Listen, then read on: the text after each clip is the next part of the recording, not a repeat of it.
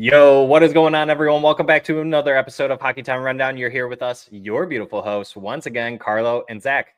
Carlo, welcome back. Happy Sunday, buddy. How you doing? Happy Sunday, man. Doing good. How are you doing? I'm doing pretty well. I mean, it could be a little bit better, but Always. I mean, you gotta look on the bright side sometimes. I got this beautiful ray of sunshine hitting me right now, so to say. But Carlo, you're looking very fancy over there with your new setup. Your face is glowing. Your voice is sounding very radiant right now with that new setup you got going on there, buddy. Yeah. Thanks, man. We did a couple things for the people, for the fans. We want to bring, make sure we're bringing them some really good content, not just content wise, but also the way it's being provided visually. Obviously, with the audio and stuff, it's important to have some good stuff to sound clear, look clear, and it hopefully helps keep people engaged. And with that said, if you do like the new digs, drop a like, drop a comment. Let me know what you think. If you got your own show, what are you using? What's your setup? Super curious about this stuff.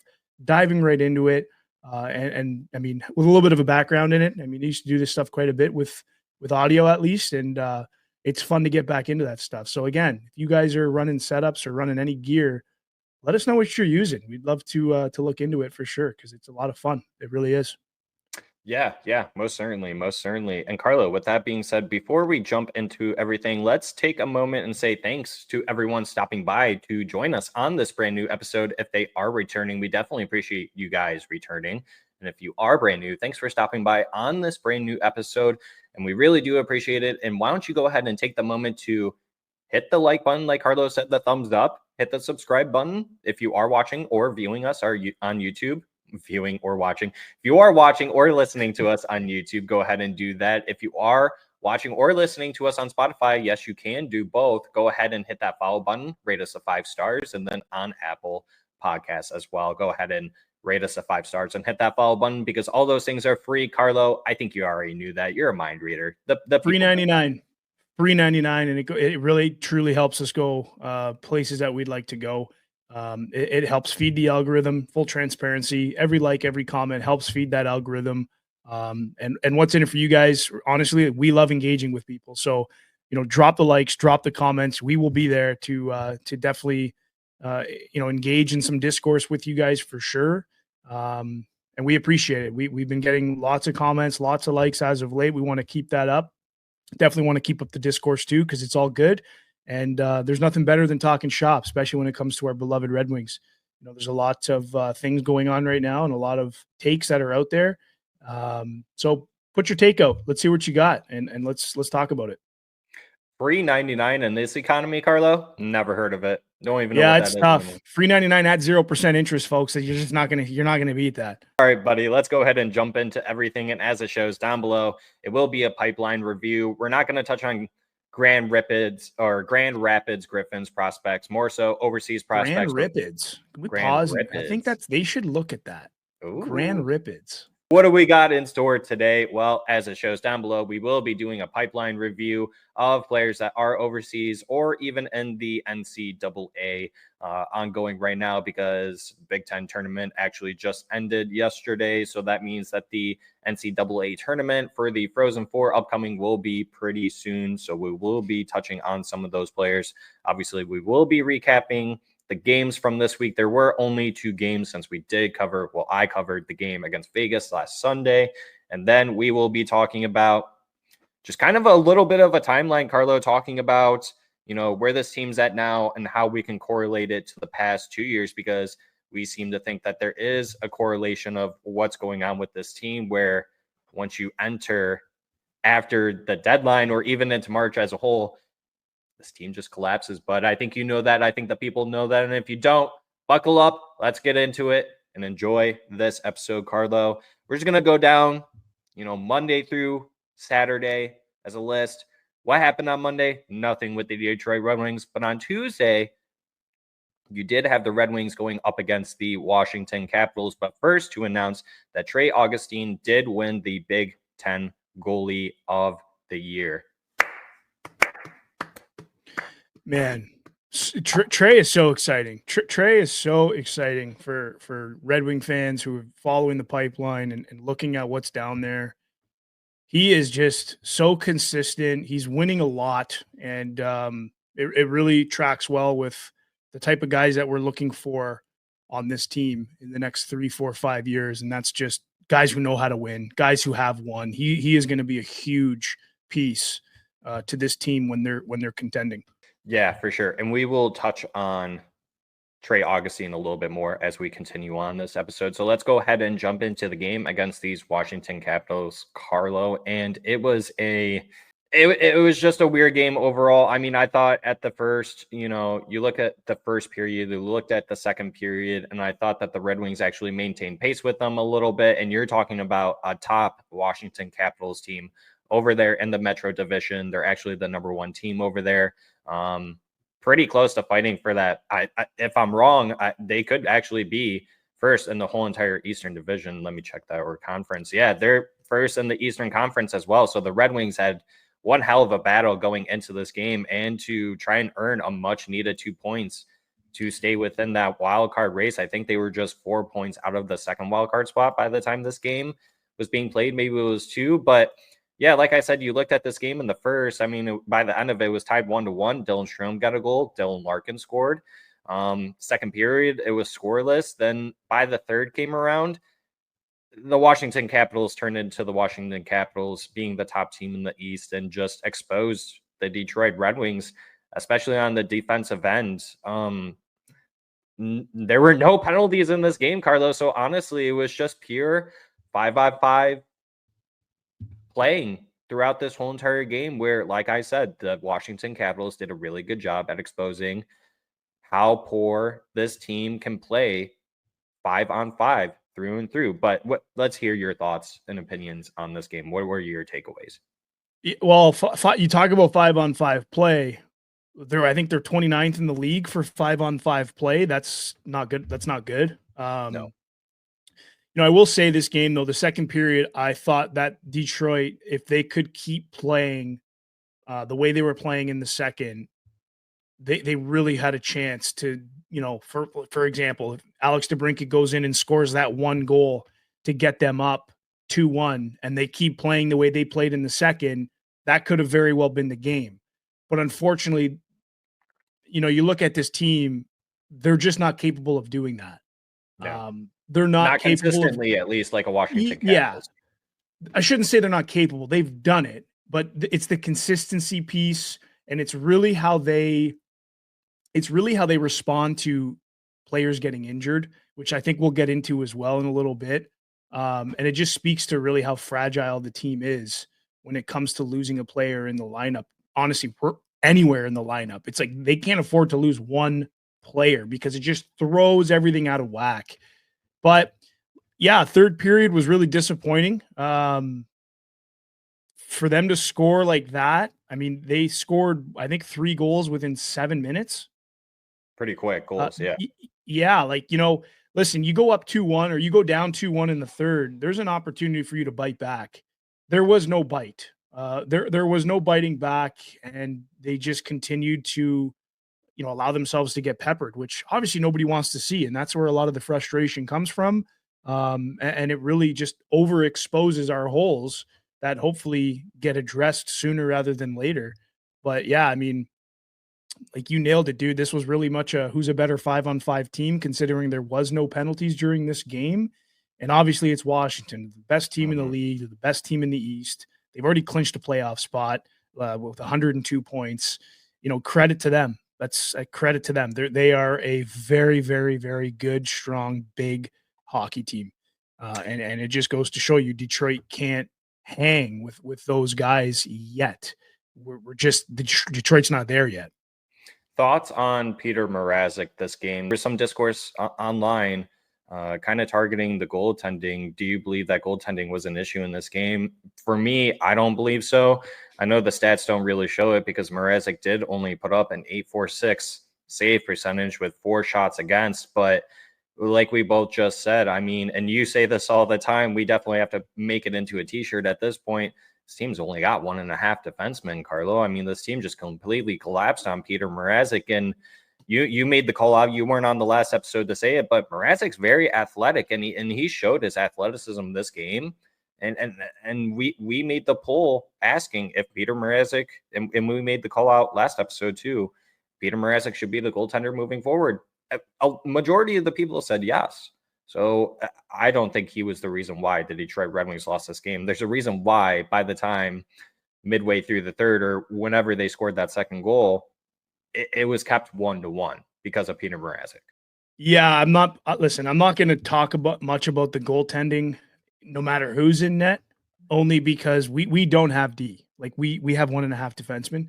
And, you watch a lot of the goals, even last night, man, Seider and Sherratt were a -3 after the first period, which is a little uncharacteristic. Maybe for Seider, Sherratt's, we're not going to get into it, and we already know, but our defensemen are just, they're not defending.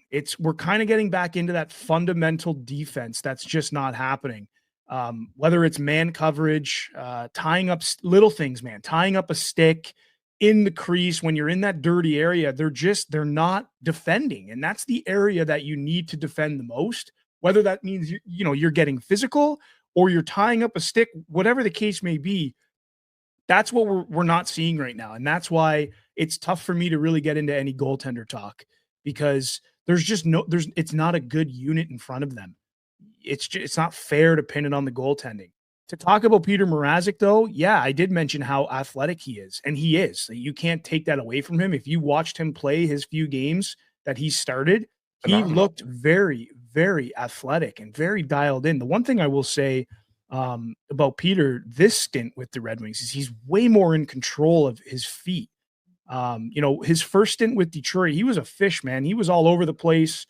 He was a lot younger, obviously, but very unorthodox type of goaltender. But now he looks very much in control. There was a couple goals. I think it was like Pierre-Luc Dubois' goal. It was a little soft. I think he probably wants that one back. Yeah. But the other ones is just defense. Like what is happening?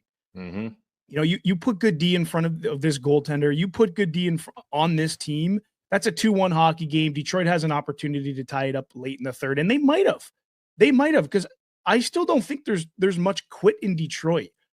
They look a little, we'll get into last night's game. They looked, I don't know. We'll get into it when we have to, but I really don't want to say there's quit in the team. And I feel like if you have good D in front of that goalie, less goals are going in, the better the chance is that they're going to rally and they're going to tie the game. That stuff we saw a lot this time last year. The comeback wins, those last minute pushes. The argument then becomes, was our defense better last season? I don't know. I don't know what the difference was last season. Lyon got hot. I really don't know what the difference was, or if there's comparisons or differences. It's a different team at the end of the day this year, like it is most years. But yeah, dude, it's tough when you don't have solid D. You can't pin it on the goalie, and you need to really calm your expectations down of what you think this team is going to be and when they're going to be playing. Because I can tell you it's not going to be in May. And the thought of, and I love how you put it, that, I mean, you didn't actually say it like this, but I'm just going to kind of mix your words up a little bit, that Peter Mrazek's athleticism can't make up the lack of defensive skill that this team currently has on its roster. But that makes me excited to think about next season, because Steve probably sees that too, and noticed that. Not saying that Steve Yzerman was playing, chess amongst others playing checkers, right? So to say, right? Where he's like, oh yeah, if I can upgrade this defense, then I can turn Peter Mrazek into a .915 goal save percentage player next season. I'm not saying that at all, but you look at what Peter Mrazek's doing right now, and if you can just upgrade that defense by a little bit, adding maybe just one more defenseman, a top 4 one, Carlo, maybe we can see Peter Mrazek and even Cam Talbot thriving a little bit more than what they currently are. But yeah, not to go too deep into the weeds, I thought that was a good synopsis overall of the goaltending and how that correlates with this team's defense, that it's tough to pick apart and tear apart the goaltending when, like we said, it easily could have been a higher scoring game too, right? And even going into this Vegas Golden Knights game that we will be touching on here shortly, same situation, right? And I'll make a comment about that. But moving along in the week, on Wednesday, after a tough loss, the Red Wings had nothing going on. But on Thursday, Carlo, made a joke on Twitter that Red Wings on day 2 of a four-day in-between game session here, fans are itching and waiting for something to happen. And something did happen where Axel Sandin-Pellikka with Skellefteå wins Junior Player of the Year. It is an honorary award for the best Junior Player of the Year in the SHL. The award has been presented since 1961-62 season. The board of the Swedish Ice Hockey Journalists Association has chosen the winner since 92-93. So another player drafted by Steve Yzerman receiving accolades once again. So that's huge news on a Thursday like that, Carlo. So I don't know if you want to touch on that real quick for a U20 defenseman for the Detroit Red Wings. Yeah, you can't listen. There's one thing you can't knock, and that's Stevie Y's drafting. You can't. Like he is hitting those quite well, and it's not just a matter of hitting them; it's nailing them. Like these players look like the real deal. Just quick live update. ASP's playing today in Game 2 of the playoffs. They're down 1-0 in the series. They're up today 4-0, and ASP's got 3 assists. MBN also has a goal. But more importantly, ASP has 3 assists. I cannot wait for him to come to Detroit. I think it's pretty safe to say he's going to skip GR. I would be shocked if he went to GR, considering how much Detroit needs a player of that caliber. But hey, man, he's a gamer and he deserves the award. Congrats on that award. That's huge. But yeah, I'm really excited to see. I don't know if we're going to, hey, man, I don't even know if we're going to see him this season, because if that team keeps going on, if they keep winning, we might not see him. He's going to go win a championship, which I really hope he does, man. That's good. Yep. And we will touch more on Axel Sandin-Pellikka as we move along in this episode. But yeah, no, I'm very excited. I mean, Carlo, I talked about him last episode. I very much want him here sooner rather than later, but I'm not going to cheer on his team, Skellefteå, to lose their playoffs, right? At all. So, but you can't. There's so many people. Yeah. There's so many people like, oh, these, like they're bent out of shape because the Red Wings aren't making the playoffs. And it's like, oh, these players need playoff experience. But when it comes to ASP, suddenly you want them to lose. It's like, well, didn't you just say you want playoff experience? Yeah, my and I hear what you're saying. I guess my counter argument would be, just to be the other guy on the other side, is my counter argument would be, well, he just won a championship the last season with them. So how much more SHL playoff experience does he truly need? I don't know, but I hear what go you're win saying. again. Go win again. Playoff experience, baby. Yeah, go load up your chest, man. Go win again. The more players we have that know how to win, have won multiple times, the better for the Detroit Red Wings. That's what we want on this team, and that's what we need if we want to have a very wide open window that stays open for quite some time. This is exactly the characteristics of people that we want. Correct. Going on to Friday, it was announced that Erik Gustafsson is out for the remainder of the season. Michael Rasmussen was potential to miss a game at least, but he did end up playing on the top line with Dylan Larkin and Dylan Larkin and Lucas Raymond. So with that being said, Austin Watson and Brogan Rafferty were called on emergency basis. I actually don't believe. Actually, Austin Watson ended up playing. And Laggy played too. And then Lagesson ended up playing. Brogan Rafferty did not. But with that also being said, Carlo, in other news, Emmett Finney wins not only the plus minus, not only the top scorer, not only the inspirational leader and ability, not only 3 stars, but also MVP award for his Kamloops team. That's insane. Claps. Yeah, that's crazy accolades, dude. That's nuts. That is nuts. Good for him. Again, like these are the types of guys you want, man. I'm glad we're doing this pipeline review to remind people of who's not even in the Griffin system yet. Like these guys are deep in that pipeline, but look what they're doing. Now, yes, I know you can get into the argument of, well, they're playing in lesser leagues, yada, yada, yada. But look what they're accomplishing as an individual in those leagues. Like their track record is very, very promising. So that, obviously now the hopes and the wants are they're going to come into the AHL and continue on these trends and tracks that they're on.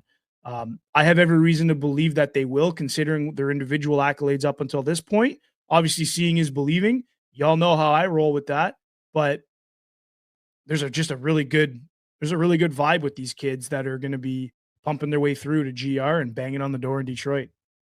Yeah, I firmly believe that Emmett Finney and there's plenty of other players I think within the Red Wings prospect cup board that they have that just go to show you that not every player is going to have the same linear path towards whatever their goal is, and that's probably making the NHL right now, right? If you're someone like Emmett Finney, right? Maybe it's make it to a pro league like Grand Rapids Griffins, then make it to the NHL, then try to win that Stanley Cup, right? But not everyone's journey is linear, right? But this is a former 7th round pick for the Detroit Red Wings, so it's huge that he's even doing what he has done so far. So congratulations to him. We will touch on him later this episode as well. But Carlo, per Let's Go Red Wings prospects on Twitter, from a translated article in Sweden, that Michael Brandsegg-Nygård is currently playing in the Swedish Championship playoffs, like you mentioned, right? He's already got a goal in the second game right now with Skellefteå. After that, the 19-year-old's plan is to finish the season in North America.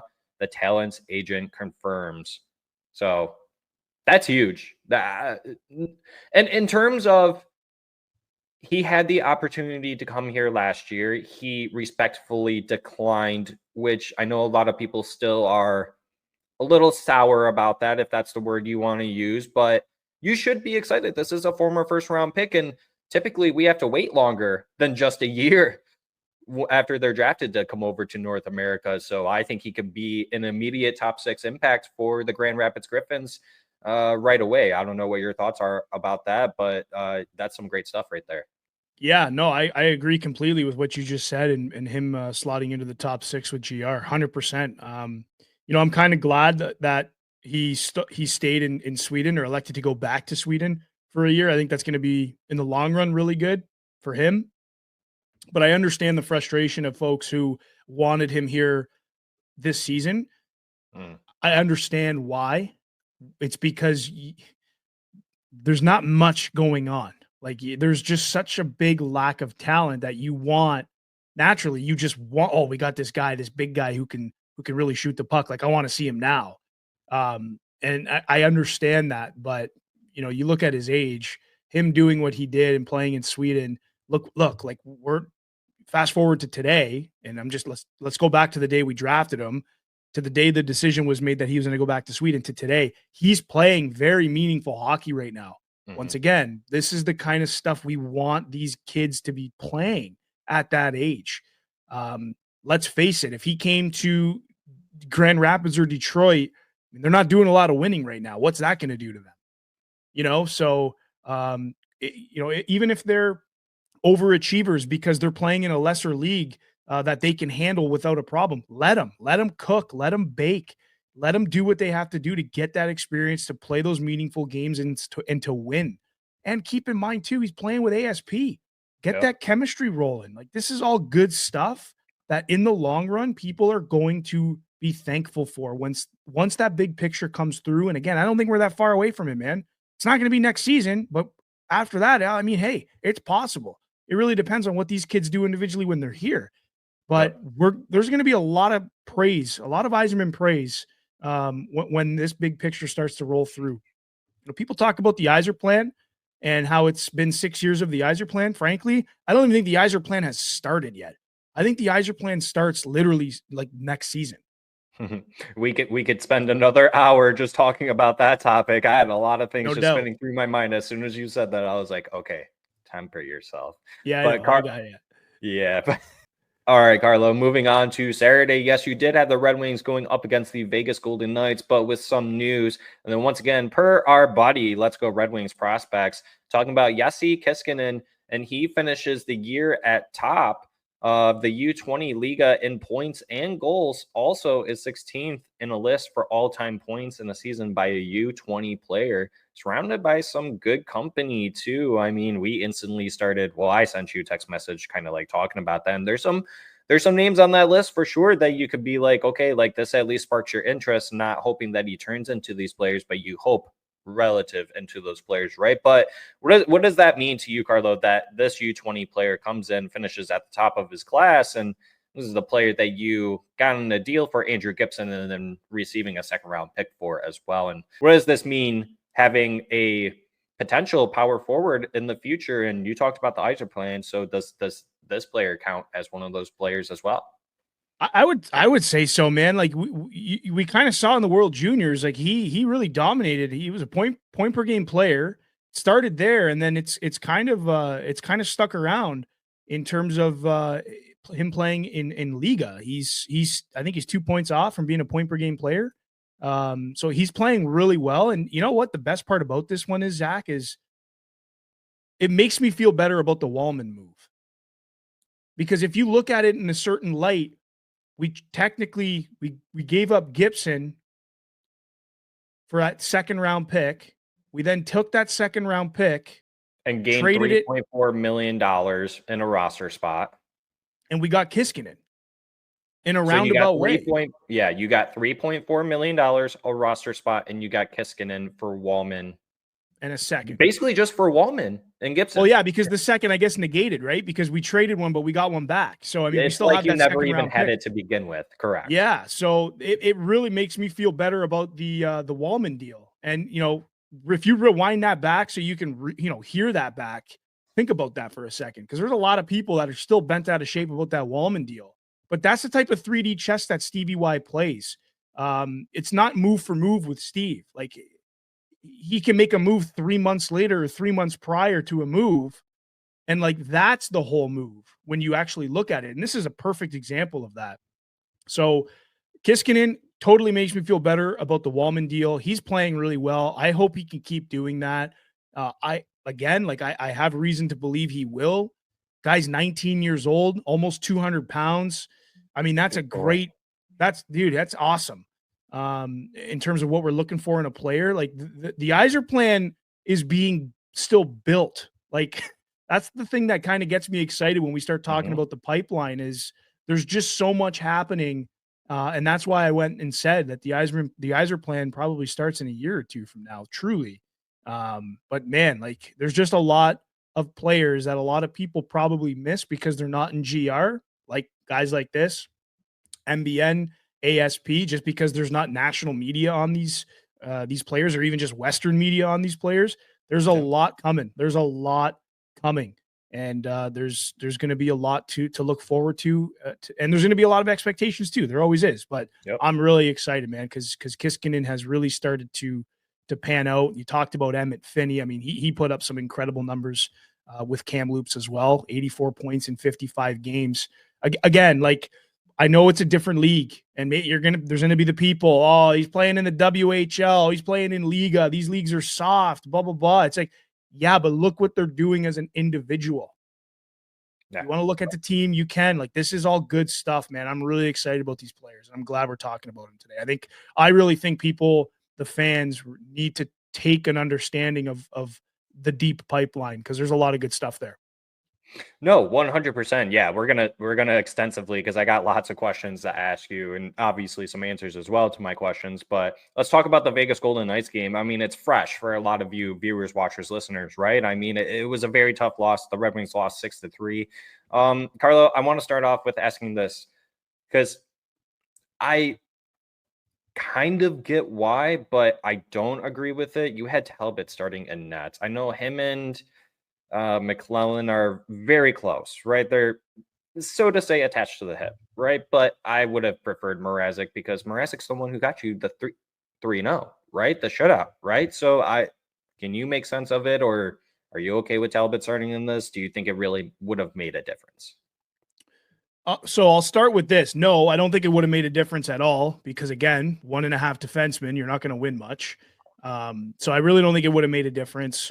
I think Todd probably elected to go with Talbot to get him warm, get him going again. I mean, he didn't play 4 games over the course, and they had space in between those games too. So practice is one thing, but playing games and getting game reps is completely different. So he probably wanted to get Talbs some reps.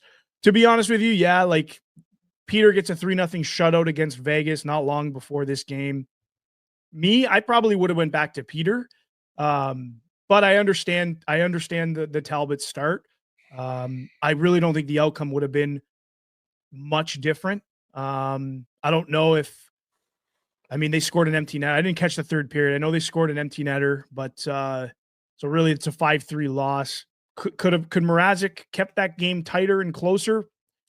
Maybe, but the way our defense played, it was oh boy, it was again fundamentally a very ugly defensive game by the Detroit Red Wings last night, dude. I'll give credit to Talbot though, because I unfortunately missed the game. I did go back and watch the condensed version of it, and the amount of I don't really want to call them breakaways, but I guess like rush chances and kind of breakaways at the same time too. That the amount of times that they had Vegas against us and Talbot had to come up huge for this team. I mean, it, like I said, for the Washington Capitals game, I mean, I truly think that this game could have been 10-5, right? And the Red Wings still would have lost. And it really doesn't matter which goalie you put in. I agree with you on that. But talking about this game, Carlo, Raymond starts it off with a power play goal that's deflected off of Petrangelo's stick. That goes 5-hole.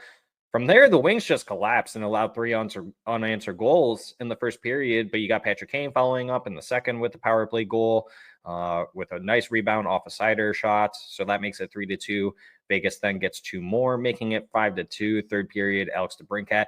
Hot shot, dude. That was a wicked shot. I didn't even, like, at first, that didn't even look like it went in, and neither did any of the players, I think, except for, like, Kane.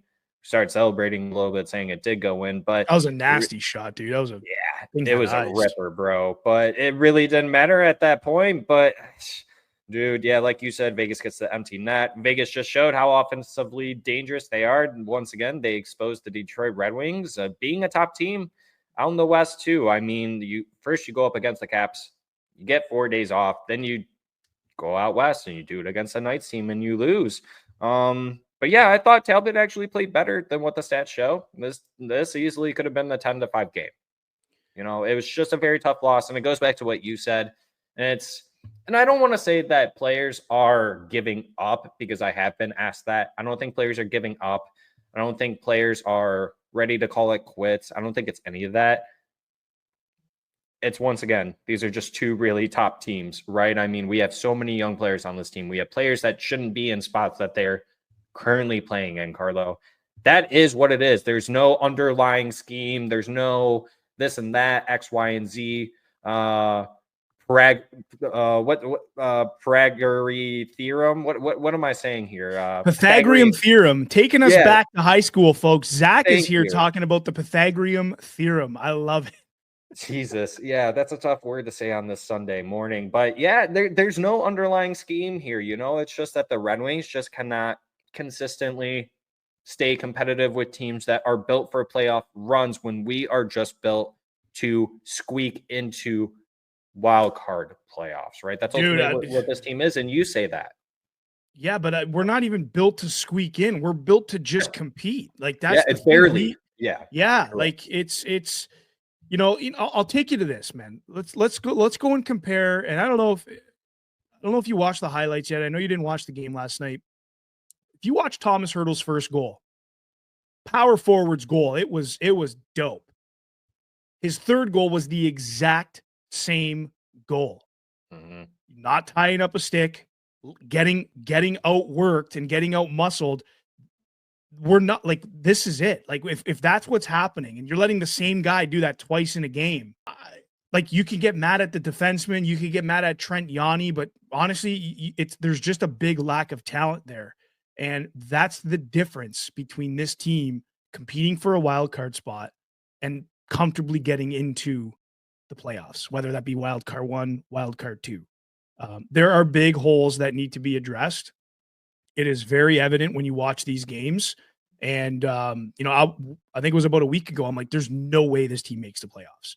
It's not possible. I'm sorry to cut you off. Jeff Petrie, because it is sounding like that he could be closer to a return. Does Jeff Petrie make this team any better? No. I mean, McClellan made a good point in one of his pressers. I don't know if it was a post-practice or if it was post-game. I think it was post-practice. And they talked about Petrie coming in, and he's like, yeah, Petrie's going to come in when he's ready and he's able to provide. So what does that tell you? Petry's probably ready. He's probably just getting lots of practice reps right now. I think he had a couple practices where he was suiting up in red or white. Like he wasn't in like a no contact jersey or anything. Like he was going. But he needs to be able to, I mean, again, Petry's up there in terms of his age. He's got to get going. He hasn't played for a while. So if anything, he's probably going to come in. He's not going to have a great first game. That's what I'm expecting. That's realistic. So to answer your question, no, I don't think there's not many games left, Zach.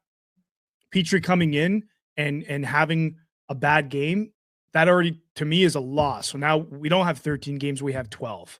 And we it's just the way it is. That's the way I'm thinking about it anyways. Well, and you make a good point too. I mean, there's only 13 games left. Does it really make sense to even insert a Jeff Petry? And based on what you just said there, maybe they haven't fully cleared him yet.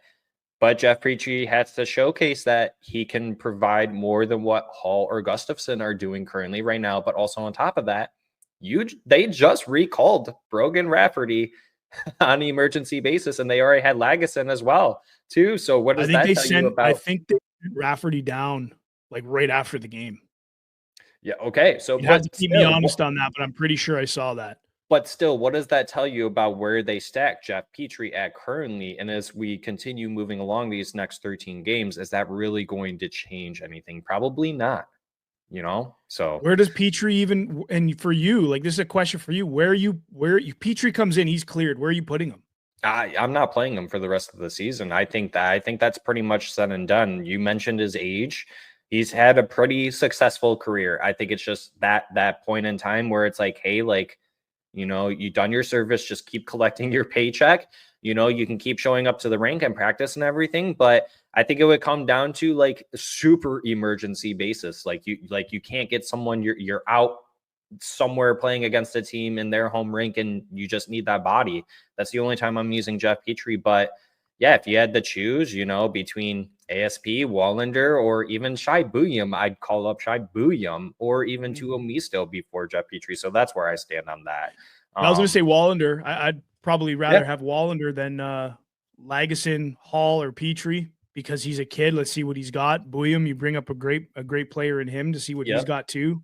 Put him on the third line. Absolutely. And I'm not calling them up because I think that they're going to help. I think that they're going to help and they're going to contribute in certain ways, but I'm doing it more so that I'd rather give the exposure to the kid rather than help out this old guy who potentially could call it a career at the end of this season. Honestly, I definitely could see that. I don't think there's a team out there that could utilize him.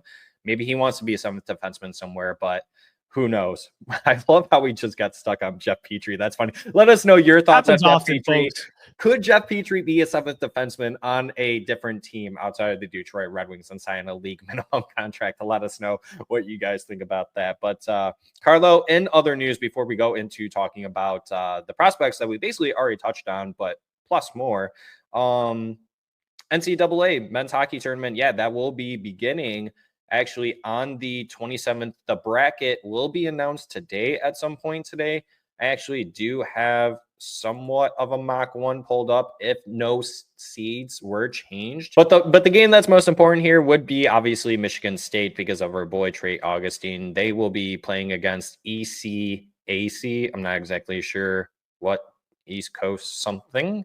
But best of luck to them. Obviously, like we just said, Trey Augustine, actually, they just won the Big Ten championship last night. So, yeah, congratulations to them. And then just for my sake, because it's my alma mater, Western Michigan will be playing against Quinnipiac. So I hope my Western Michigan Broncos do really well. Big surprise here is that Michigan University is not in this for whatever reason. But, yeah, anyways, Carlo. Let's go ahead and that is a surprise. You're right. Transition time to go into the pipeline review part 1.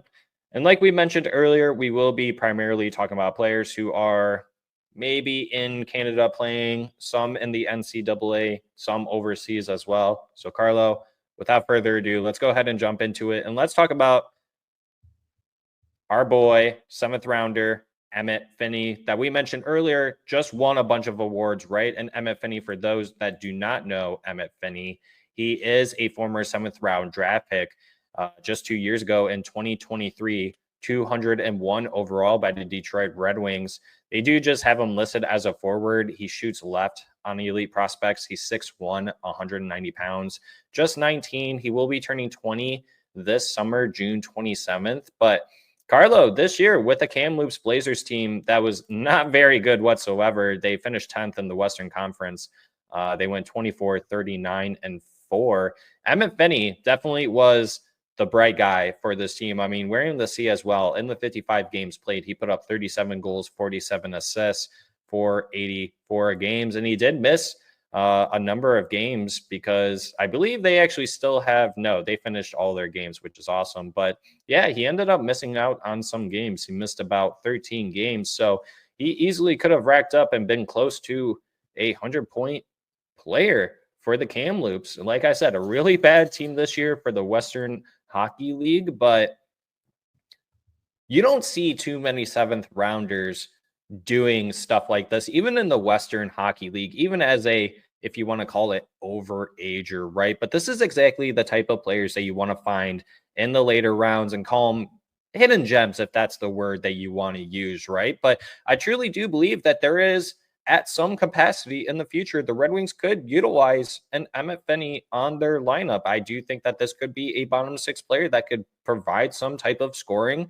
offensive capabilities for this team. That's just my take. I don't know what your opinion is on someone like Emmett Finney in the future or even right now.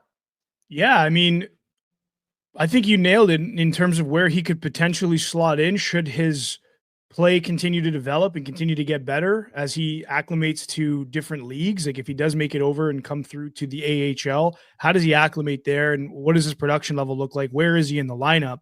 And then you fast track back to Detroit. I mean, guys, look what we're missing right now. We are missing bottom 6 offense desperately. Like it's just non-existent. So we have to look at every single opportunity we have. And by opportunity, I mean prospects like Emmett Finney, who are producing on terrible teams.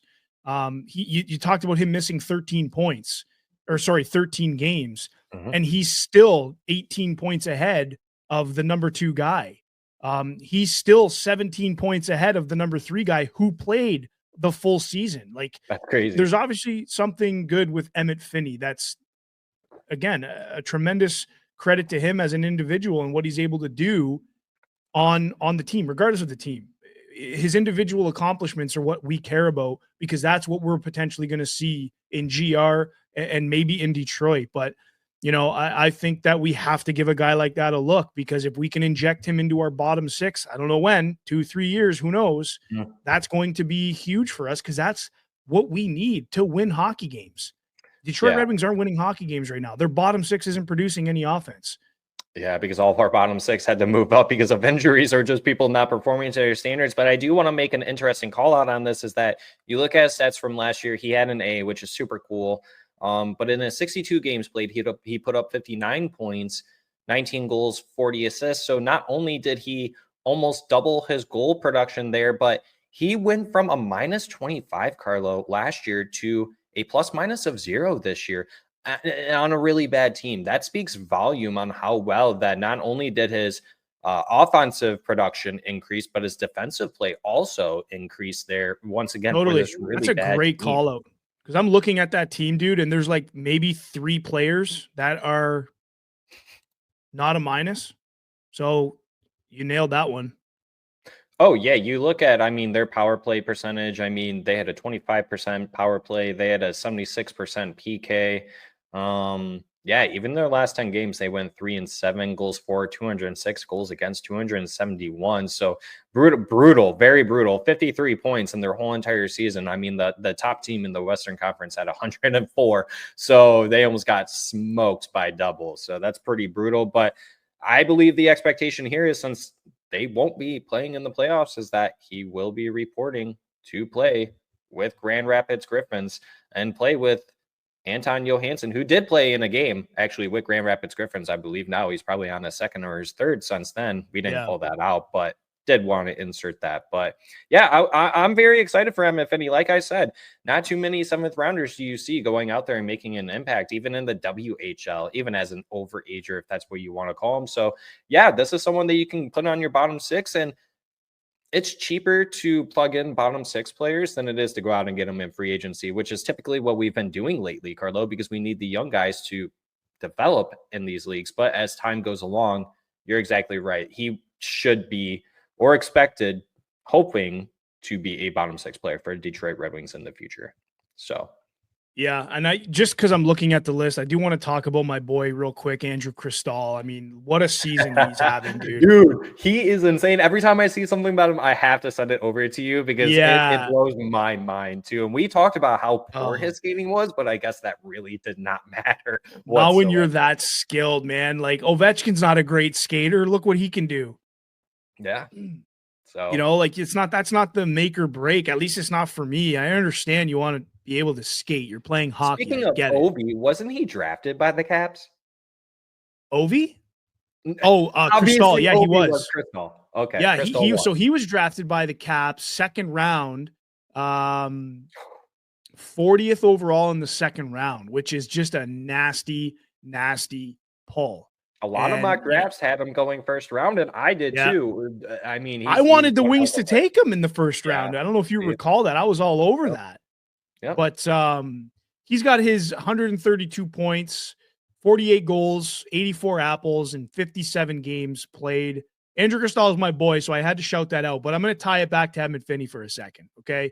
Because Emmett Finney has 84 points in 55 games. Now, I get it. It's not 132 and 57. But we're talking about a guy like Cristall drafted in the 2nd round, 40th overall. And then we're talking about Emmett Finney, 7th round, 201st overall. That's a great find. That's a great find. And that's my tie back. I just wanted to show diamond in the rough, bro. That's what it is. That's exactly what it is. I don't think he's going to be a top 4 forward or a top 6 forward. I could be way off about that, but realistically, I don't think that's the case. But like we were talking about just moments ago, if a guy like that could continue his pace, continue to grow, continue to get better, we would gladly take a guy like that who has that offensive upside on the bottom 6. Because shoot, I'd even take him right now just because it's so bad. Our bottom 6 just can't score a goal. It's unbelievable. But you know what? I want to ask you a question, Zach, and this is a little bit off topic. It's about our bottom 6. Smith. He's had like a really good scoring chances since he's gotten here that he's helped create for himself. He hasn't scored yet. He can't score. But he's looked pretty good. Speaking of bottom 6 players. What do you think? Yeah, that's a player that I actually would bring back. Kind of like I like that. I guess I would say that's kind of like your Austin Watson, right? He's probably going to be your 12th or 13th forward, and that's fine. But I think that that's a player that can provide on the bottom 6, right? He creates his own chances. Has he converted yet? No, but yeah, I think that's a player been noticeable. I've noticed him. Sure. There's some games I notice him more than I notice Larkin or Raymond. Yeah. No, he's definitely not. I mean, you could definitely pick him out on the ice, that's for sure. And that's why I'm saying, like, I mean, he is somewhat of an older player. But like I said, I think if you need a 12th or 13th forward, you know, and that's someone who could teach something to some of the young guys, if you want to bring them up and put them in the bottom 6, yeah, go ahead and do that. I mean, he'd probably want to see here after being traded anyway. So I think the feelings might be mutual. I don't think Steve Yzerman just goes out and gets players just to get them for the sake of getting them. So Steve Yzerman probably had intentions of being like, yeah, I could see this guy being on the team next year. So yeah, no, that's a really good question. So I want to move it over to your boy Rudy over here, Carlo, because in the 16 games that he's played for the Moncton Wildcats and the QMJ, since being traded, or not technically traded, actually, he actually signed a contract with them since then. In the 16 starts, in the 16 games that he's played, this dude put up a 173 goals against and a 940 save percentage, 3 shutouts, 16-0-0 record. That is absolutely insane for someone who was also drafted in 2023 in the 6th round, 169th overall.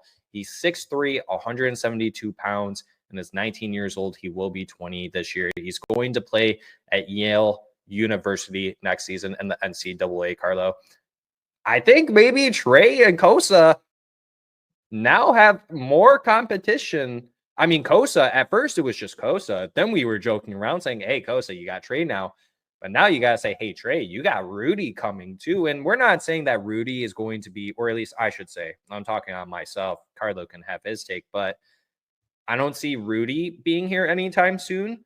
I think it's a longer project, obviously, because we do have to wait and see, because the team he got traded to, Carlo, I mean, they're number one in their division. They're 53-9 in the 64 games that they've played. So in 2 overtime losses too, and their goals for 294, 144 goals against. So he's playing with a really good team, and they already had 2 goaltenders when they signed him too. And I think one of them they weren't too sure on, and the other one is coming back from injuries. So they wanted insurance, and boy, did that pan out for that team, and also for Rudy. That probably did a lot of wonders for him and everything. But the Red Wings should be excited about this guy. I think you are too. And should the fans be also excited about this guy?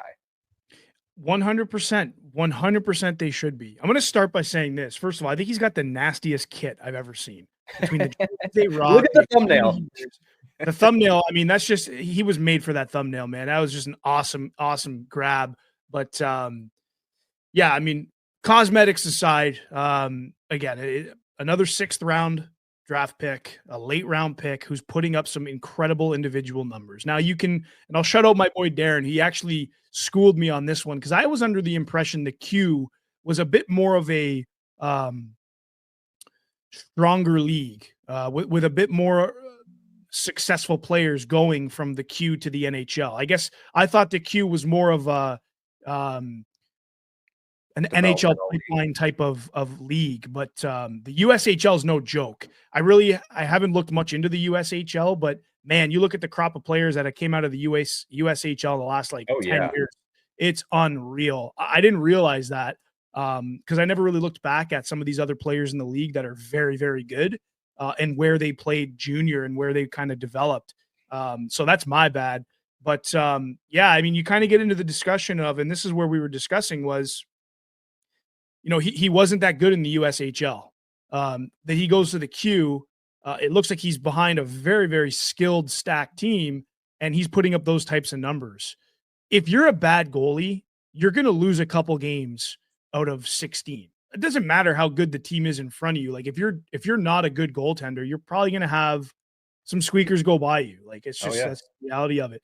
He's 16-0-0, 3 shutouts, a 9.40 save percentage with a 1.73 goals against average. Dude, that's nuts. You have to give that some love. And I think you framed it perfectly in discussing how, you know, that really adds a little bit of fire to Trey, and Trey's adding that fire to Kosa. Our goaltending pipeline specifically is, I don't remember when it's ever been in this good of shape. Remember 5 years ago when we were asking, what are we going to do? Yeah. What are we going to do? Because we had Jimmy Howard. That was it. Yeah. It's been addressed, you know, but people, again, like people put too much stock in, oh, Steve Yzerman's out of his mind. He signed Cam Talbot. Oh, Steve Yzerman's out of his mind. He signed Peter Mrazek. It's like, yeah, but that's not part of the Yzer plan. Right. This is just to ice a roster that can go and maybe win a game, right? Maybe compete for a wild card spot. These are guys that are going to keep us out of the basement.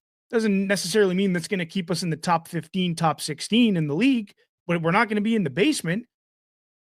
You still got to put fans in the stands. Like you still got to do these things. And that's why for me, you know, you look at this pipeline, you kind of follow us through this review. There's a lot of good things coming, and there's a lot to be excited about that people tend to forget so easily. And I don't understand why. But like you look at the Emmett Finneys, you look at the Kiiskinens, you look at the Rudys. I mean, these guys could potentially be on this Red Wings team, making a sound difference compared to what we have today. And that's just it's not a fact. I guess seeing is believing, but there's a lot of juice behind these guys, folks. There's a ton. No, for sure. For sure. And this isn't exactly a prospect, but it is a player that the Red Wings actually just acquired overseas. Actually just signed a contract with us recently. His name is Edwards Trailmax, 28 years old. So really older guy, if you want to say that, but 6'4", 209 pounds, shoots left, can play center and wing. Coming from the Czechia League. He put up 51 points, 23 goals, 28 assists for 48 games played. He's going to report to Grand Rapids for next season. Carlo, we don't have to touch on this guy. This is just a basic signing to fill some spots for Grand Rapids next season. But I think we can make that as an understanding that maybe some of the older guys that are currently on the Grand Rapids team won't be coming back next year, thus meaning you have to fill some of these spots. But I think that also showcases that the Detroit Red Wings are probably prepared to either maybe move some of these prospects on to acquire something or call them up to the Detroit Red Wings starting next season. So I did want to throw that out there. That's a great point, because you're right. You can kind of read between the lines on the moves they're making for GR right now. There are things to be read here in terms of what happens next season with these guys. Yeah, and that kind of ties into Rudy, I guess, a little bit. So to say, I'm kind of making it not correlated whatsoever, but I'm trying to here. But Rudy, expectations for him in terms of when could we see him with Grand Rapids or maybe even someone like Toledo? Because we've seen that's where Kosa started out. It was Toledo Walleye. So we're not very unfamiliar with seeing players go and playing with Toledo. Dosa did the exact same thing too. So a lot of these prospects could go down there, but he will be going to Yale. Are we expecting to see someone like Rudy play all 4 years of his collegiate career with Yale? More than likely not, but do you have somewhat of a timeline you would like to see him make his pro career outside of college? Well, I think just to answer that question, we need to have an understanding of what we think Trey's time, like where do we see Trey? I think he just won Big Ten. Mm-hmm. He just won. Well, he won Big Ten goalie. He won Big Ten ship. I think even if he doesn't win the Big Ten tournament this year, I think they get him over to Grand Rapids Griffins this year. I think they sign him on that contract. I don't believe he's already signed it. And if he has, then I apologize. But yeah, he goes and reports to Grand Rapids Griffins. Yeah. Starting next season. Yeah. So I think then you see, this is a really good problem to have in the goaltending space, because if Kosa, I mean, it doesn't seem like Kosa is going to be called up to Detroit even as a backup next season, unless Detroit's going with that third goalie rotation again next year, because they obviously have Talbot and Mrazek signed and under contract. So kind of leaves a little bit of question marks with Kosa. So let's start there. Now you look at Trey. So if you have the Grand Rapids Griffins next season with Trey and Kosa, I think I'd rather Kosa stay with Trey and start working with him, get that chemistry meshing between him, because it's probably going to be him and Trey in the winged wheel for quite some time as that 1A, 1B tandem, so to speak. And I think we're going to be in very good hands with those two guys.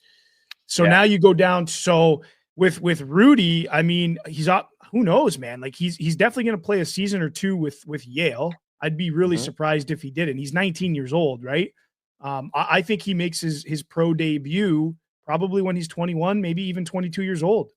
Where I remains to be seen. I don't know, but I'm really looking forward to following his stat line with Yale and see how he does there, because that's really also going to dictate where he goes too. I mean, it's correct. You got to remember, when these guys are doing these things and accomplishing these individual achievements, whether it's with save percentage, whether that's with total points and total games played, they're dictating, like they are in control to a degree of what their next step is. So this is his next step. NCAA, park it. Let's see how he does. Yeah, I mean, we're going to transition into Trey, but you can even call out Carter Gylander, who currently already plays with the in the ECHL with the Toledo Walleye and has played 3 games with Grand Rapids this year. So I could see Carter starting in Toledo once again. Yeah, you have Kosa and Trey coming up. So let's transition into Trey. And Trey, I mean, what an absolute crazy season that he's having. But we kind of expected him to have this type of season compared to last year, where he was an incredible freshman for Michigan State University. But for those who are unfamiliar with Trey Augustine, he is a South Line, Michigan native. He is 20 years old. He is a 6'1", 194-pound goaltender, selected second round, 41st overall by the Detroit Red Wings. And Carlo, take a guess, the 2023 NHL draft. So we're talking about a lot of 23 NHL draft picks here, but this season with Michigan State, he has played in 6 last games compared to last season, and he has put up a 2.01 goals against average and a 927 save percentage for a 19-6-4 record. Last season in 35 games, he put up a 296 goals against and a 915 save percentage with 3 shutouts as well, with a 23-9-2 record.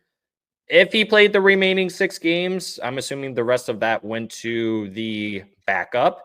I believe 35 games is the amount of games that they play in the NCAA. I could be wrong, but yeah, I think that's even more impressive. I know he started in less games, but I think that's more of an impressive stat line.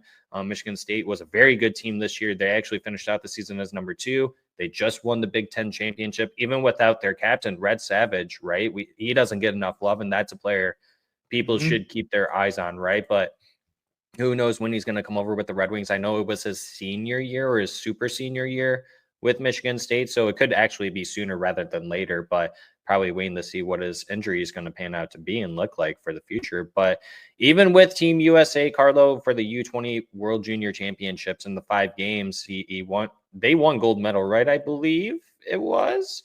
Correct me if I'm wrong. I can't remember that far back, but he put up a 2.52 goals against and a 917 save percentage for a 4-1 record as well. I mean, yeah, even if he doesn't win the tournament, Carlo, they did win gold. Sorry. Yeah. I don't know if you're asking. I was just confirming. Yeah, I was. If it wasn't you, then it was going to be the people in the comments. So yeah, still drop a line. Yeah, I mean, I want to hear from people now. I guess we're going to ask the viewers, watchers, listeners, and anything that we question and answer to, we want to hear from you guys. So go ahead down below. But yeah, the next step is for him, regardless if he wins the tournament or not, Carlo, is to go to Grand Rapids. There's nothing more that he can do in the NCAA except to continuously help Michigan State win a championship, which to him probably isn't the biggest thing on his mind. Currently, right now, it is the longevity. You got to move on when it's time to move on. And I think him and Kosa being the tandem together, like you mentioned, is the correct move to go about it. And Trey Augustine probably would agree. I think you would too. And I think the fans would. Yeah. And one thing I want to call out with Trey, and just another incredible achievement for him, he is a finalist for the Mike Richter Award, which recognizes the top goaltender in the NCAA Division I. So, yeah, like this guy's something. This isn't a guy that you're going to hear about a few times and then you're not going to hear his name much anymore. Like this is a big name that people need to start incorporating into their lingo, because he's going to be around. He's a very good goaltender. And I'm talking about a very good goaltender all the way through, like since he started playing like competitive hockey back. I think he started in like 2019 with like Honey Baked or something like that. He was probably like 14 years old or something, who knows, but like he's always had some very, very good numbers. And as he's getting older, his numbers are getting better. And that's just another very promising thing for us and for the Detroit Red Wings and that franchise altogether. I think watching a guy like Trey and Kosa play net is enough for me to like actually start watching every single Griffins game, as opposed to just a couple here and there. There's some really, really big name talents that are going to be coming through that team in the next year that it's going to be very exciting to watch, and it's going to be necessary to watch because it plays a direct role into the Detroit Red Wings too. So lots of good stuff there with Trey, man. I'm really pumped about him. Really high on Trey, really high on our goaltending prospects altogether. That's why we threw even Rudy into the thumbnail. Obviously Trey's in there as well, but I'm really high on our goaltending prospects, man. I think for the fans, there's a lot to be excited about again with this deep pipeline check. There's a lot going on. That's a good transition, Carlo, because let's talk about the other beautiful guy that's on our thumbnail, and that would be Kiiskinen, who is just under 20 years old. He will be turning 20 August 23rd this year.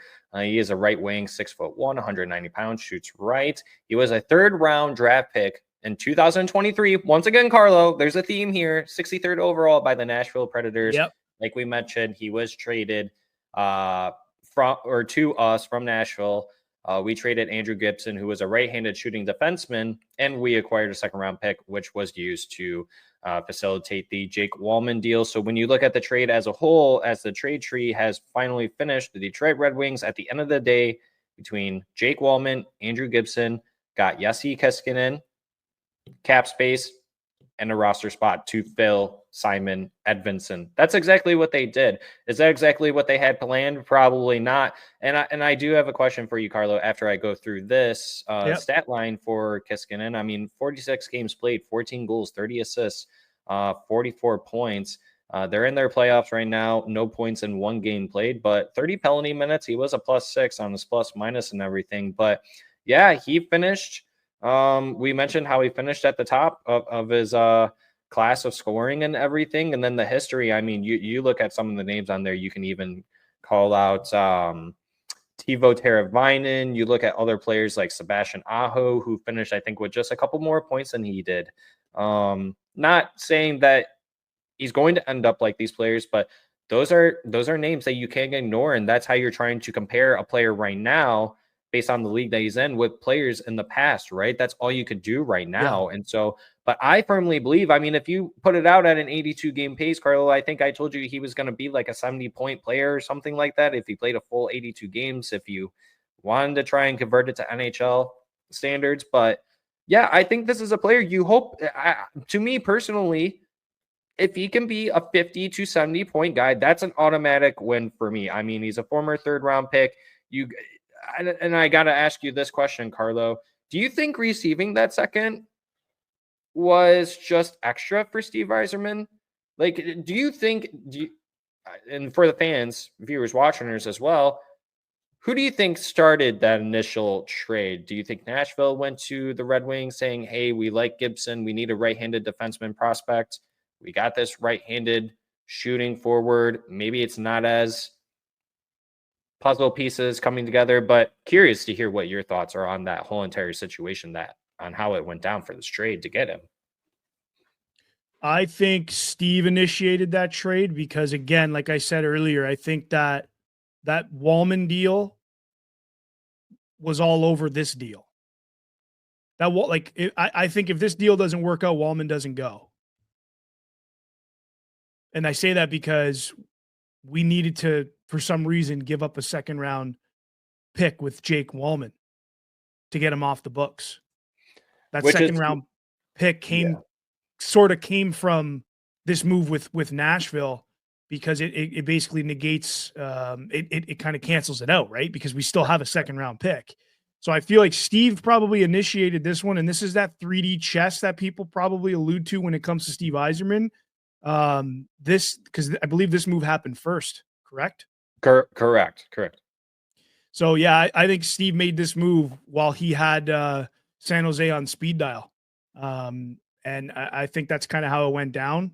Yeah, they happened pretty back to back. They were very quick. So, and I'm sorry to cut you off here, but I think that this is the key part of the question, is that, do you think Steve was expecting to get that 2nd round pick that he got from Nashville? Do you think that Steve, he went in there saying, I will give you Andrew Gibson, but you have to give me a second in this prospect? Yeah, well, it's the position, right-handed defenseman. Right. I think that yielded that 2nd round pick.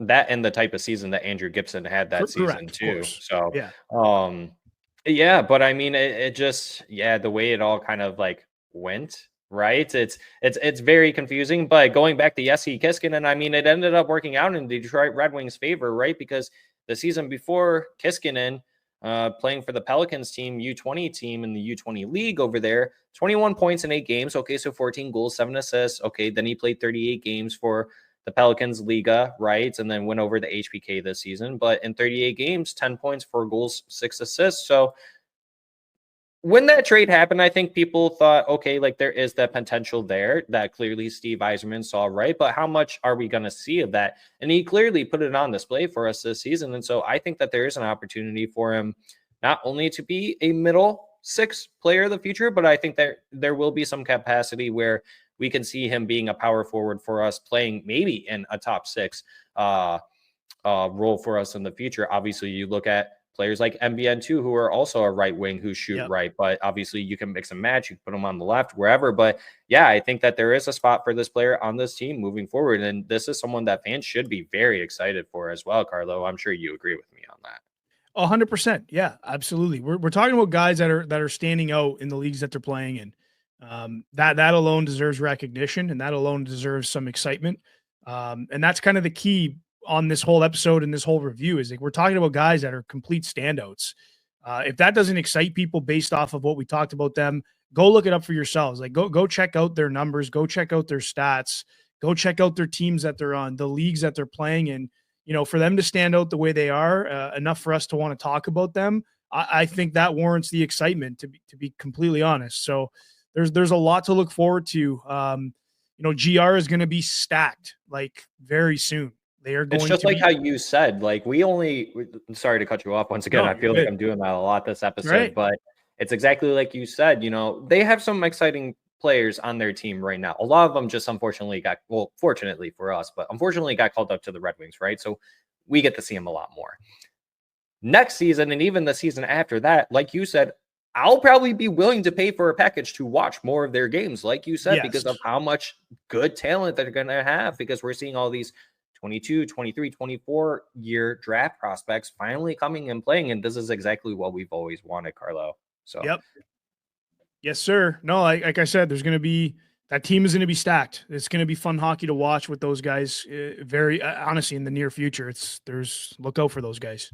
Yeah, look the Hockeytown West boys are going to be loving this. Yeah, well, I don't know if they're going to be loving this because in 2 years, which is when we're expected to see him, because I don't know if he'll actually play for Grand Rapids Griffins. But let's talk about Dmitry Buchelnikov, Carlo. The Russian boy wonder over there in the KHL. His season is now officially over as of today. They played their last game earlier today. Hockey News Hub on Twitter says most likely he will finish his contract in Russia for Vityaz. That's the American way to pronounce it, but you guys get my point here. Yeah, I mean, he's got a contract for 1 more year, so we're not going to see him at all next season, Carlo. I expect him to finish out the season over there in the K, over in Russia. But for those who don't know about Dmitry Buchelnikov, he is 21 years old.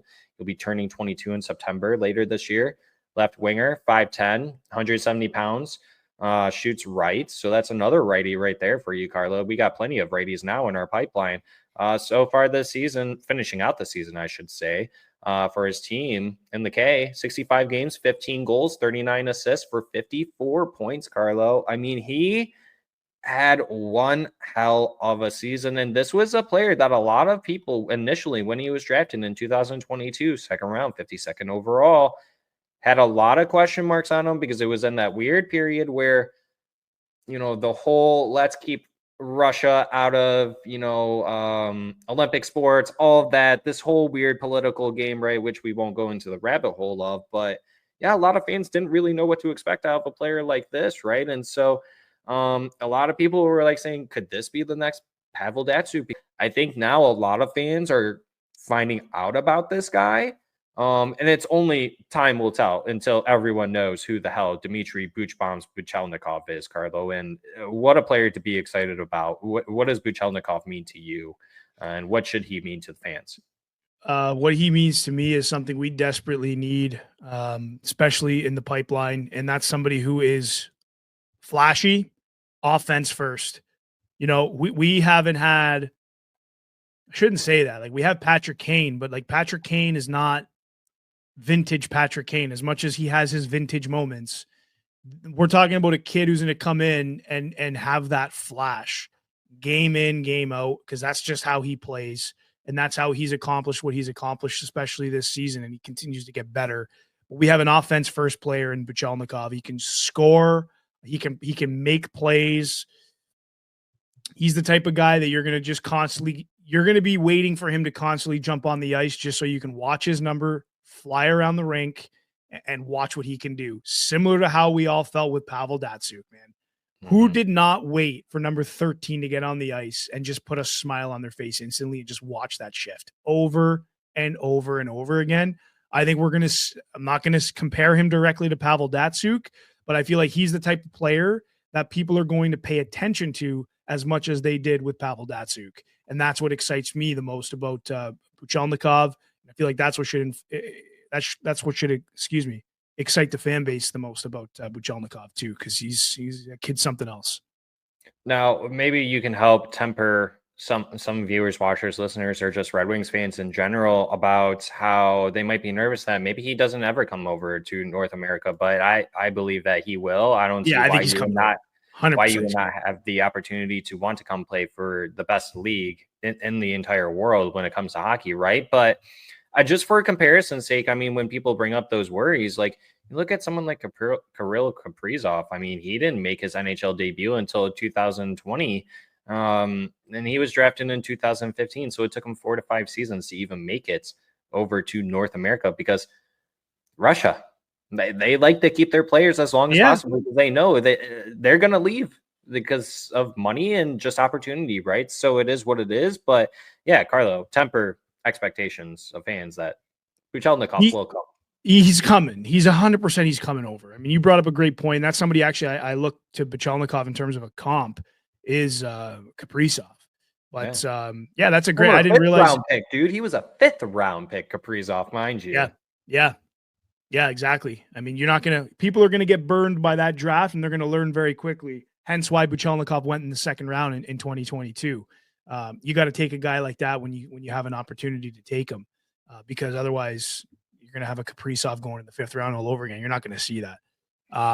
But anyways, yeah, he's coming over, man. Like he's going to finish his contract.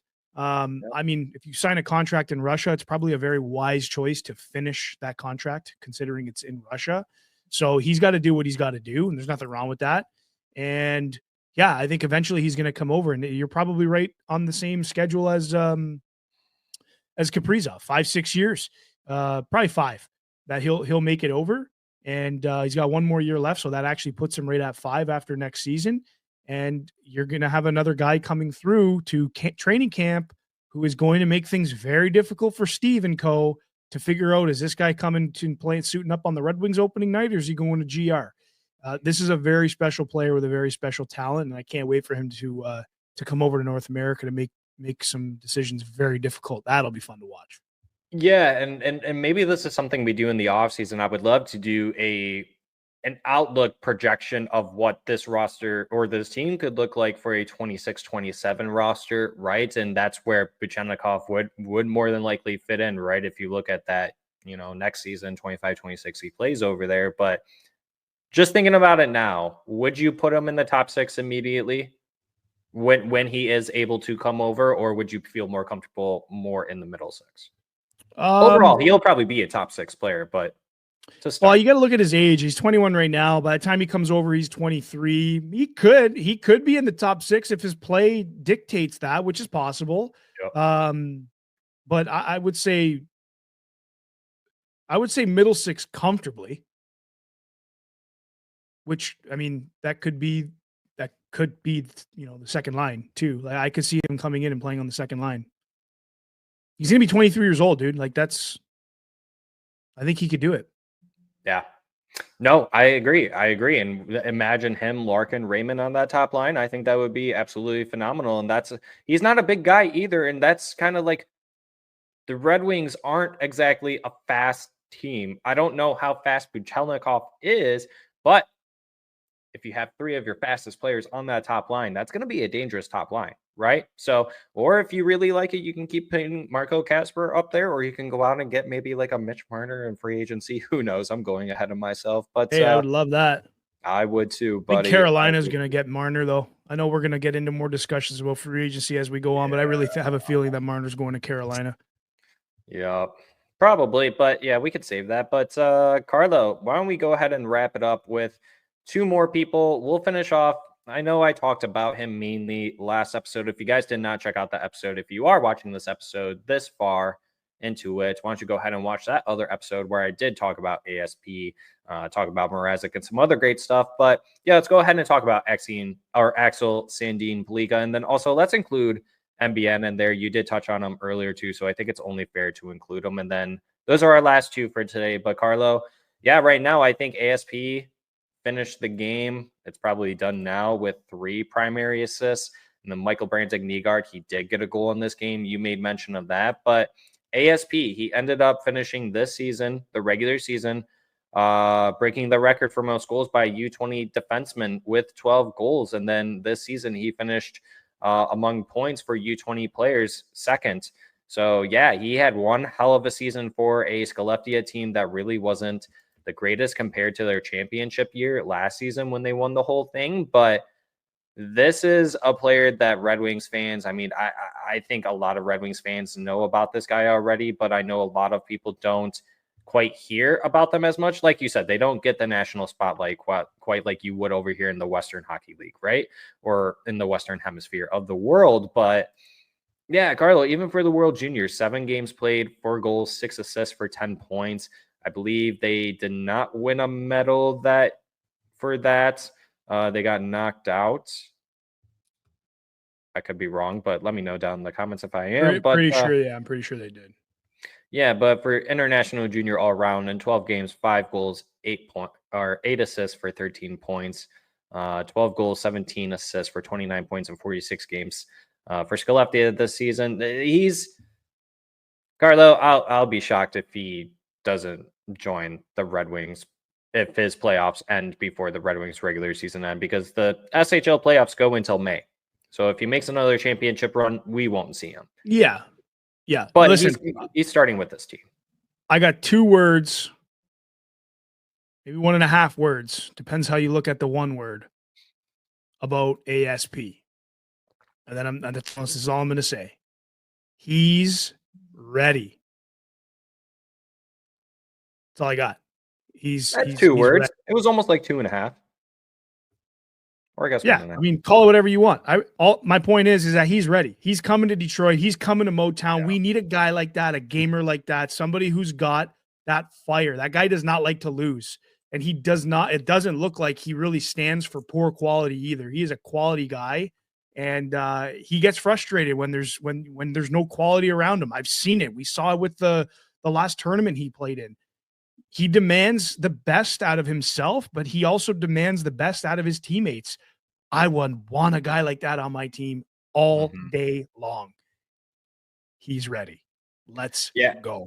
Yeah, and we don't have anyone near what he does. Like, we just don't have a defenseman who does anything quite like he does on the blue line. The way he just shimmy and shakes and just jukes out players on the blue line, because that's just how skilled he is, and the way that he's good on his skates and the way he moves his stick. I mean, yeah, you look at Simon Edvinsson, you look at Seider. Those are really good big boys, though. I mean, they can't quite move like an Axel Sandin Palika can, who is a 5'11". You know, he's not exactly the biggest guy, so he's very light on his skates, and he's very much a feather out there on the ice, Carlo. And it's very exciting, the potential of him joining this Red Wings team. And yeah, he's ready. I wouldn't even care if I burned a year on his ELC. If there's 10 games, I'm like, yeah, you're playing all 10 games because you're going to be starting next season. So we want to give you that head start jump to prepare for the offseason, get you a nice play to live at, all that good stuff. And so, yeah, go from there. So, yeah, Red Wings fans should be really excited about this guy. He should be the PPQB2 of the future for sure, even starting next season if he makes the team next season, which he should. Going over the MBN, yeah, he's going to be playing for Grand Rapids Griffins next season. I will be very shocked if he makes the Detroit Red Wings next season, Carlo, but we've seen crazier things happen, right? All it takes is one good training camp, and then you could just get sent back down, right? Like kind of like how Elmer Soderblom did. But in his 42 games this season, 11 points, and I know a lot of people have some doubts and maybe some worries about him, but Carlo, let's go Red Wings prospects, a bunch of other people who post clips too. He lays so many hits. Yeah, he's all over the ice as a player. And I just want to remind people, he's only 19 years old. He'll be turning 20 in October. And this is a boy in a men's league. And I know people like to, this is kind of where it gets a little difficult too, because now that we're drafting players out of the same league year after year, now you're going to start comparing them. It seems like obviously you got Marco Kasper, who played center, but you got Elmer Soderblom, who put up more points than he did, right? Or even Jonathan Berger and some of these other players. But this is a player who I believe can be a top 6 player. Is he going to be a flashy player? No, but I think he is another power forward for this Detroit Red Wings team that can play in the top 6, who can shoot right, and is going to be almost kind of like I don't want to say that he's going to be Tarasenko, but for me, I really think that he could be a Tarasenko. I see Tarasenko in him. I think that they're, I don't even have to think. Actually, they're relatively close to the same size, to be honest with you, Carlo. And so I know size doesn't really have to do anything with it, but yeah, I just don't want people to stick to the numbers where it's only 5 goals, 6 assists, 11 points. What are you doing? He got a goal today in the playoffs, but I think what coaching probably wanted him to do, and Red Wings probably wanted him to do, was work on defense. Don't worry about scoring, because they probably knew that he could score it. And ICYMI said it. Oh, yeah, he can rip the puck. And we've seen him rip the puck at training camp and even some of the games that you get to watch throughout the year if you can. Yeah. So, but enough of my spiel. Your thoughts on MBN and everything? Yeah, I think MBN's a good talent. I'm not overly excited at the fact that he's played 42 games and only has 11 points. But you made a good point. Like he might be working on his two-way game. He might be working on his defense, which is very, very possible. I do think, granted that he's coming to North America, which I think is all but confirmed at this point. Actually, I think it is confirmed now. Right. Correct. Yeah. Like GR for sure. Where he's going to play in GR remains to be seen. He'll probably be in the top 6 mix there. On Detroit, I don't see him in the top 6. I see him on the third line. Okay. I see him on the third line in the second power play unit, just because he's got that shot. Obviously things could change. I'm not seeing the like super offensive upside from MBN to pencil him into the top 6. That's just me. Things could change.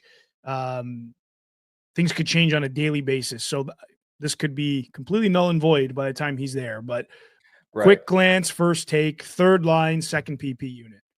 Yeah, I mean, there's probably, as of right now, there probably are other prospects that you could put ahead of MBN, and to no fault of really anyone. And that's just kind of how she goes. But like you said, only time will tell, and we're going to have to wait and see, right? And I mean, like we mentioned for Skellefteå, not exactly the strongest team compared to last season, right? I mean, that was a really good team. So for MBN, and you made it apparent that for him to stay, granted he's not Swedish, but for him in a familiar country, playing with a familiar team in a familiar system, that to me, I figured that was going to help him a little bit more too, and learn the ropes of playing in a pro league. That's only going to help him playing over in Grand Rapids Griffins versus being in unfamiliar territory with an unfamiliar team, having to learn a whole entire new system, where next season it's probably going to be a lot easier transition for him, and not only for him, but for the coaching staff and the team as a whole as well. Yeah, fair point. So, yeah, let us know what you guys think about MBN. Curious to know what other people are thinking about him, because I do feel like that he doesn't get talked about enough. Maybe I'm not looking for it enough, but I would love to hear what everyone else has to think. Carlo, actually, I do just want to throw out one more. We don't have to talk about him too much, but Max Plante, he had a really good, sneaky good season. He was injured. He missed out on like 13 or 15 games, I think it was. He played 23 total. He put up 28 points. Yeah, he was injured, and this was his freshman season too. So that's a sneaky good center prospect for the Detroit Red Wings that could be a playmaker with some speed. And his coaching, we heard a lot from his coaching and just articles or quotes just after games, and like he was named to all these teams for the NCAA, like first or second team, whatever it was. Had he not gotten injured, he probably would have been well over a point per game player too. And so we could be seeing it to where Max Plante next season could be his last season in NCAA. So that's more center depth for his Detroit Red Wings team. I mean, on top of Ammo, Nate Danielson, Marco Casper, some other players too. Another guy to be excited about, former second-round pick for the Red Wings. There you go. Another guy to be excited about. Deep pipeline, you folks. Like, this is the type of stuff that I guess keeps us sane when the Red Wings go on some skids. It's stuff like this, because this is what's coming. A great call by you, Zach, to bring up Max Plant, because he's had a very sneaky good season. Yeah, and there's a few other too, but this is just part one, right? I mean, we're already running at, I mean, for us, we've recorded for an hour and a half already. This will be condensed down for you guys a little bit, but yeah, I think this is a good ending point for us, Carlo, and we will continue this obviously into the off season. Next episode won't be part 2, I believe, Carlo, because we will have more games to talk about, and probably starting on prospect profiles. But I think from here we can talk about the standings. The Red Wings, it's not looking good at all, buddy. I mean, they're now 6th in the wild card race. The Ottawa Senators, number 1, they have 79 points now. Montreal Canadiens, they have 75 points now, and last episode, I talked about how regulation wins, even if the Red Wings did, let's say, match even someone like the New York Rangers. Let's say they passed on Montreal. We couldn't, even if we tied the Rangers, we couldn't beat them because of the regulation wins. Yeah. So prospect profiles will be coming here upcoming. So maybe this is a good question to ask. Where do we think that the Red Wings will be picking in the draft upcoming now, Carlo? I got fingers crossed. Hopefully we can get some lottery luck, but I mean, we've seen some pretty crazy things happen in there, but what are your thoughts on everything? I guess just segue into the ending of this episode. You know what, dude? I kind of first thought I have the Wings picking 10th, but then you look at who's below them and how they're playing in Boston and Pittsburgh. They could very well get some lottery luck, man.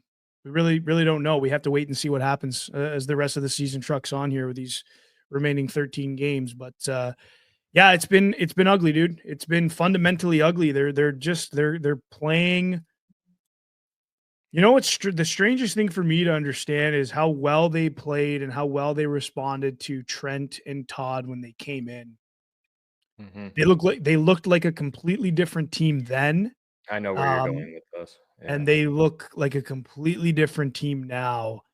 It looks like they reverted back to snoozy a little bit, but it's that end season drag, and I kind of want to, I've said this before, and I think you've noticed it too. There's just a lot of young guys on this team, a lot of players that are playing in spots that shouldn't be too, right? Yeah, and so that plays a factor into it. But I see it too, and I've kind of said that to myself. I didn't want to say it open out loud, and this isn't against coaching, but it could be a player's thing, and I'm not calling out like players like Dylan Larkin. I'm not calling out Lucas Raymond. I'm not calling out Sider, but whatever. But what I said I think is true is that you have a lot of players on this team expected to play outside of their norms and trying to outplay what they can actually provide, and that's hurting this team. And the injuries, Carlo, these last 3 seasons, we can say partially the reason why this team hasn't been able to make the playoffs is part of injuries. Michael Rasmussen that 1 year, then Dylan Larkin, Michael Rasmussen, then it was David Perron out because of the Larkin situation. Now this year is Andrew Copp. It is what it is, unfortunately. And you know what's funny about that is the worst time to over-index players is probably in the last 20 games of the seasons, and that's where we're at. We are playing players that have, frankly, no business playing in the where they are playing in the lineup. But that is not by design. That is because they're trying to get by and, patch holes and continuously put Band-Aids on these holes that pop up. And this is kind of the result of that. This is the reality of the team. And this is why people need to start accepting that this could very well be the case next season as well, depending on what happens during this offseason. But when you look at the roster construction, yeah, like this could be our reality next season too. So you got to start getting behind that, and you got to start accepting that, because that's just the way this thing is going. And it's honestly not really in anybody's control. Injuries pop up, and then this is what happens. So obviously, if in a perfect season, you have a really good coaching staff day one, you don't get any injuries, which is very unrealistic. If that was the case with this team this year, they're probably comfortably in a wild card spot. And just to make sure that the people who are watching, listening, by no means are we placing any blame on this new coaching staff whatsoever, because they were put in a situation where they've done fantastic. Actually, if we were to grade them right now, I'd probably give them A's, Carlo, because they came in a really, pardon my French, shitty situation. Yeah, with and look team. What they have to work with. Last. Look what Trent Yanni has 1.5 players that are true NHL defensemen to work with. What do you want Trent to do? Yeah, exactly. So no, you can't put it on coaching staff. Thank you for saying that, because you just can't. But I will say, and I'll say it again, you have Trent and Todd, coaching this team from day one, going through a full training camp. Game one, they're your coach. You don't have that many injuries pop up at the end of the year. This is comfortably a wild card team. I don't think you're going to, I think those 5 points are made up within the first 2 months of this season that we're currently in right now. And I don't know this. Maybe someone does. If you do, let us know down in the comments. I'm assuming Tanguay's contract's got to be coming up here pretty soon because this is his 3rd or 4th year with the team. If his contract was coming up to an end, are you re-signing him? I would. Yeah, I think so. The way that power play looks, when they're ticking, that power play is nasty. Yeah, and the expectation isn't every game, but you would like for it to every game, right? But yeah, it's been clicking and it's looked really good. And so yeah, if you can give him on a 1 year or 2 year extension, go ahead and do it. I'm sure if whatever happens, if it doesn't work out during that time, then you just do what you did with Snoozy and then McClellan, right? You buy him out, bring in the next guy. So I'm sure there's plenty of coaches sitting on their couches waiting for their next opportunity, like McClellan was. So no kidding. Yeah, Carlo, hour and a half. I think this is where we can wrap it up. I think this was a good episode. Obviously, like we always like to ask you guys, follow up with us with comments. We love hearing comments from you guys. We do see people actually posting comments on Spotify. If you did not know that, listening to this episode or viewing it late in this, yeah, you can do that. So go ahead and leave comments on there. Obviously, on this YouTube episode, we love engaging with you guys as always. Carlo, final thoughts, bud. Take it away. Final thoughts. I mean, we went through a pretty big one today with what we talked about. Final thoughts are, that deep pipeline, though it is deep, and, who knows what's going to actually happen when it comes to these players fast forwarding to the NHL. There's a lot of individuals that have been drafted by Steve Yzerman that are worth looking at. In a time like this right now with the Detroit Red Wings struggling and truly skating on thin ice in every aspect of that word/title. Yeah, it's a good time to start looking at these players because this is what's to come and this is what we have to look forward to. Obviously, we hope that the Wings can start winning some games, especially at the end of the season, which normally they do at the end of the season. They somehow catch a bit of heat when there's like 5 games left for some reason. It's just when you're hoping to get the worst record in the league. But yeah. So that's what we have to look forward to. My final thoughts are the Wings are going to end the season 5-0. That's their final 5 games will all be wins. That's my final thought. I mean, anything is possible with this team. And I guess my final thoughts are I just want to talk about the current standings. I mean, Carlo slightly touched on it because you look at teams like Boston and Pittsburgh, and I mean, you can even throw in Anaheim. So the Red Wings overall in the standings are 23rd in the National Hockey League with 70 points and 69 games played. I mean, the teams that are right behind them, they're not too far behind them. And there's about 5 teams right there. Boston Bruins, 69 points. Anaheim Ducks, 68 points. Pittsburgh, 68. Kraken, 65. Flyers, 65. Buffalo, they're at 60. It's going to take a miracle for them to get 10 points out of nowhere. But hey, I mean, if the Red Wings want to lose the next 13 to help get a top 5 pick, I'm okay with that too. But I still want it to be meaningful hockey. I don't want players to give up. Continue winning if you have to. But yeah, I think the Red Wings, if they pick anywhere from 7 to 12, I'm going to be really happy about that because I still think that they can get a player that can contribute for this team within the next maybe 3 to 4 years, like a lot of these other first round picks that we're seeing happen, Carlo. Before I go into a rabbit hole, I could talk about that first round pick and what we can do to utilize with it. Oh boy. Yeah, Red Wings upcoming schedule will be playing against the Utah Hockey Club on the 24th, which is on Monday. And then they will be playing against the Colorado Avalanche back-to-back, or not back-to-back, but in a back-to-back game following that Tuesday at 9 p.m. as well. So some late games there. Kind of somewhat of an easy one, then a really tough one. So, Carlo, it's going to be interesting to see where the Red Wings go from here, but we're going to talk about it next week on our brand new episode. So from here, we're going to stop and say thanks for joining us once again on this brand new episode. If you're returning, thanks for joining us once again. If you are brand new, thanks for stopping by. If you even made it to the end of this episode, tell us in the comments. You're a trooper. Below. You are a trooper. This was a long one. We appreciate it as always. Go ahead and check out us on all of our socials, Twitter, Facebook, Instagram, Threads. You can also check out our merchandise and apparel at j2sport.com, where you can find something like this cool Red Wings hat or Hockeytown Rundown hat, all that cool stuff. But until then, we'll see y'all on the next one. See ya. Later.